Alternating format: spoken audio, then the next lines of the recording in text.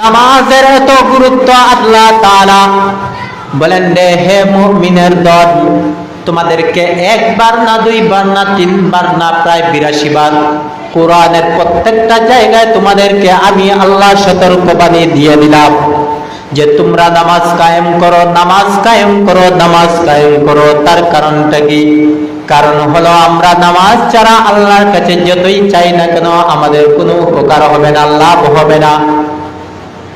আমরা নামাজ ছাড়া জান্নাতে যেতে পারবো না। আসসালাতু মিফতাহুল জান্নাহ।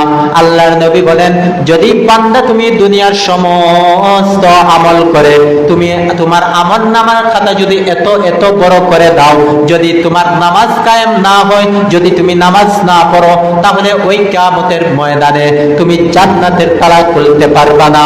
জান্নাতের তালা খোলার চাবি একমাত্র হচ্ছে নামাজ। এই নামাজ যখন তুমি কবর জগতের মধ্যে যাইবা, এই নামাজ তোমার জন্য সুপারিশ করবে।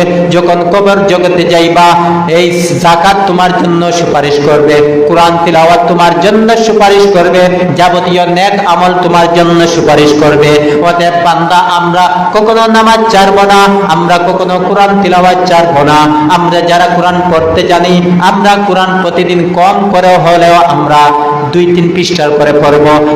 আমরা যারা কোরআন পড়তে জানি না, মহল্লার ইমাম সাহেবের কাছে যাইবেন যে হুজুর আমাকে কোরআন শিখান। যদি কোরআন শেখা সম্ভব না হয়, তাহলে তুমি সব সময় সূরাতুল ইখলাস পড়ো, ৩ বার করো। আল্লাহ তাআলা যারা অজ্ঞ কোরআন পড়তে পারে না, তাদেরকে আল্লাহ কোরআনের ১ খতম সমপরিমাণ সওয়াব দান করে দিবেন। ওরে বান্দা, প্রত্যেক মুমিনদেরকে আল্লাহ এত এত সুযোগ দিয়েছেন।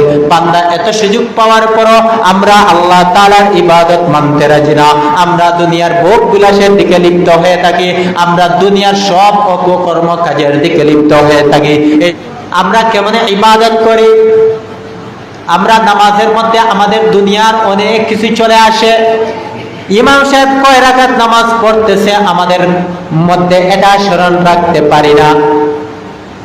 ওরে বান্দা, সাহাবায়ে কেরামগণ এমন ভাবে আল্লাহর প্রতি তাকওয়া অবলম্বন করে আমল করেছেন। হযরত আলী রাদিয়াল্লাহু তাআলা আনহুকে একজন ব্যক্তি জিজ্ঞাসা করলো, হে আলী, তুমি যে তোমার রব্বে কাবা আর নিকট তুমি নামাজ পড়ো, তুমি কি তোমার রবকে কখনো দেখছো নাকি? তুমি যে তোমার রবের প্রতি নামাজ আদায় করো? হযরত আলী রাদিয়াল্লাহু তাআলা আনহু বলেন, হে ভাই, আমি আমার এমন রবের ইবাদত করি না যেই রবকে আমি আলী সেজদায় গেলে দেখি না। সুবহানাল্লাহ। সাহাবায়ে কেরামগণ এমন ভাবে মনোভাব নিয়ে নামাজ পড়তেন যে যখন সেজদায় যাইতেন, নামাজের মুসাল্লার মধ্যে তাকবীরাত তাকরিমা বলে হাত বাঁধতেন, তখন সময় তারা এরকম উপলব্ধি করতেন যে আল্লাহর সামনে দাঁড়িয়েছে, আল্লাহ আমার সামনে দাঁড়িয়ে আছে। আর আমরা তো এগুলা প্রশ্নই আসে না আমাদের মনের ভিতরে। এই জন্য নামাজের অত্যন্ত গুরুত্ব দিতে হবে।